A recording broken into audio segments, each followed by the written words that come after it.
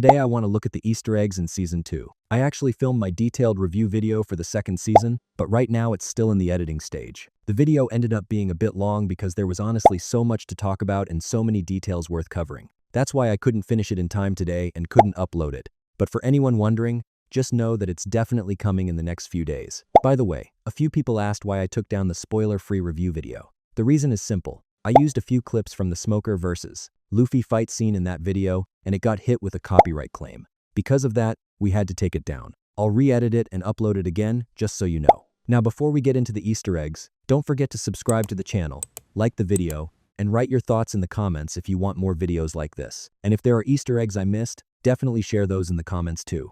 We can also look at those separately in upcoming videos. Let's begin. Number 1. Sabo's cameo. The brief shot of Sabo in the shadows after Dragon saves Luffy felt to me like a detail aimed completely at fan service. The feeling I got from it was this. The producers want to send the message that we're not going to do just 1 or 2 seasons of One Piece and stop, we have a long-term plan. But if I'm being honest, I'm a little hesitant about showing important characters like Sabo this early, especially characters who take on such a huge role later in the story. Because when those kinds of characters grow in mystery and weight over time, the payoff hits much harder. Still, it wasn't a bad detail at all. In fact, it was nice. It just felt to me like a fan reward that came a little too early. 2. Bartolomeo being shown this early. Showing Bartolomeo this early isn't something we saw exactly like this in the anime or manga, but I felt absolutely no discomfort with it here. Because as much as Bartolomeo is a fun and beloved character, he's not one of the story's major foundational surprises in the way Sabo is. Him seeing Luffy and the crew, getting inspired by them, and then near the end of the episode looking at the wanted poster and striking a Luffy-like pose were honestly really sweet and enjoyable details. In fact, this early introduction made it easier to feel why he eventually becomes such a huge fan. I really liked this one.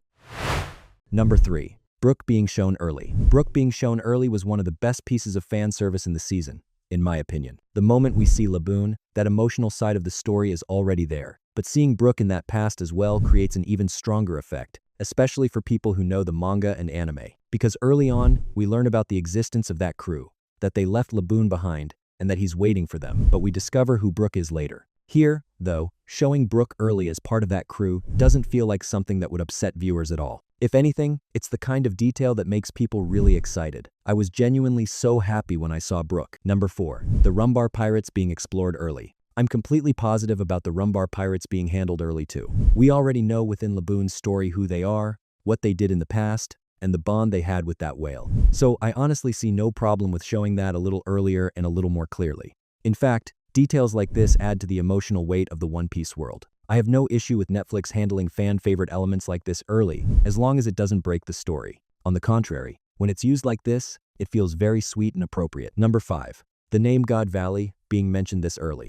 When it comes to God Valley, I'm more reserved, because that was one of the biggest lore bombs in the season. For a normal live-action viewer, it might not mean much, but for a manga reader, it's a massive detail. Even in the first season, I was already a little unsure about using Garp and some of the bigger marine elements this early, because part of what makes characters like Garp so special is that they're handled in a mysterious, gradual way. Were the scenes here bad? No, I actually think they were very well written and strong scenes. But still, to me, putting a giant name like God Valley on the table this early takes away a little of the impact we would have gotten later. Number 6. Roger having a son being hinted at early. I don't think it was that much of a problem to mention Roger having a son early. In fact, I think it was a smart choice here, because we're going to see Ace in Season 3 anyway, and learning ahead of time that Ace is Roger's son doesn't feel like something that ruins the story. If anything, it feels like the kind of detail that will make live-action viewers even more excited once Ace shows up. So to me, this didn't kill the surprise, it built anticipation. I liked this early reveal and saw it as a choice that adds excitement to the story.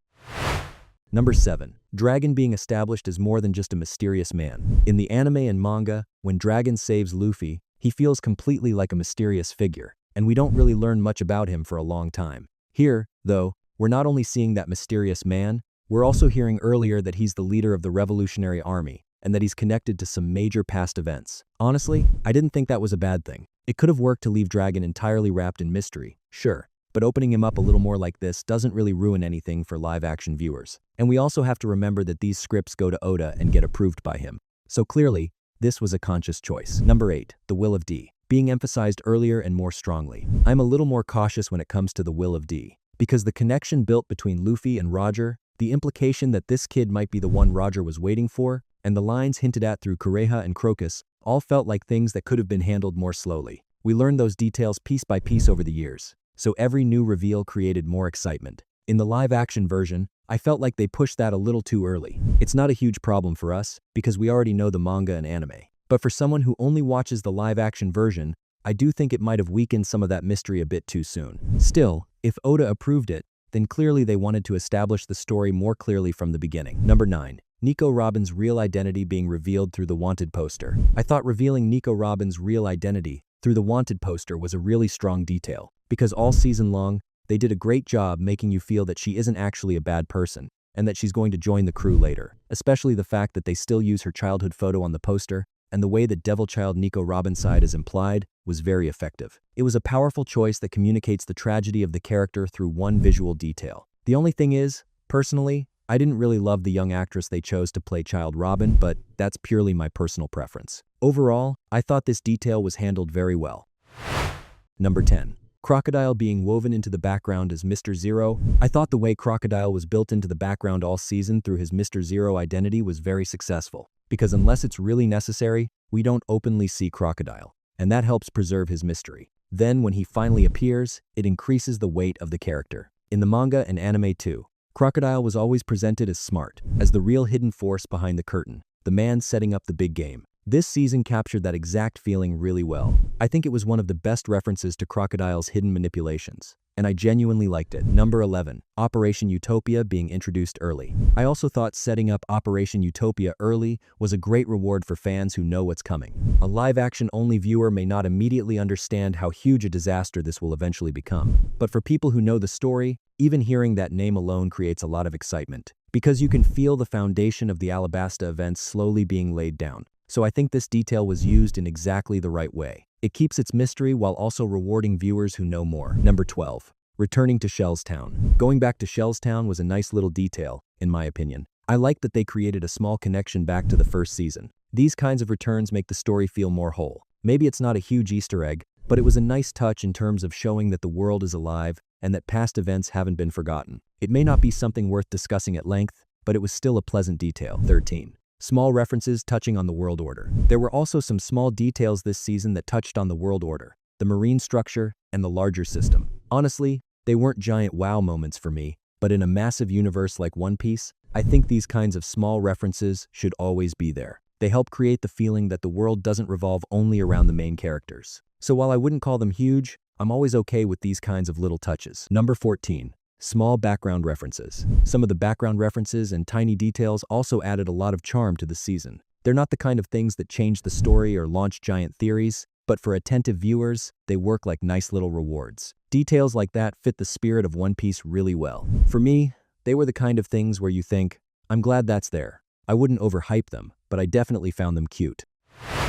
Number 15. Smoker seeing Luffy the way he sees Roger. I think Smoker seeing Luffy on the same line as Roger was one of the best written symbolic scenes of the season. The way Luffy stood there, the sense of Roger's echo being felt, Smoker internally realizing that this kid might be someone like Roger, it was all really powerful. But here's where I do have a small criticism. The Roger and Luffy similarity was emphasized so often throughout the season that it weakened the impact of this scene a little. I think this should have been the main moment where that connection really hit, because in the manga and anime, this was one of the moments that truly gave that similarity its full weight. Number 16. Mihawk continuing to live in Zoro's mind. Mihawk continuing to live in Zoro's mind, belittling him, constantly testing him, making him feel that you're still only at the beginning of your journey in the Grand Line was a really great detail. It keeps both Zoro's trauma and his goal alive. And the part that made me personally happy is this. After Season 1, I had already said that Mihawk's influence would continue, and there were people who didn't believe me. So when I saw these scenes, I definitely had a little bit of that,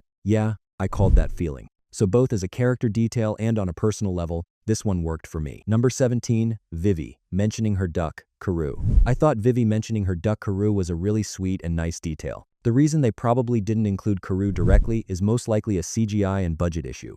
After all, since he doesn't play an absolutely essential role in the story, fully visualizing him would have added extra work. So I'm not too hung up on the fact that they didn't physically show him. But having his name mentioned, not forgetting him, and giving fans a small nod was a really lovely choice. I liked that a lot. Number 18.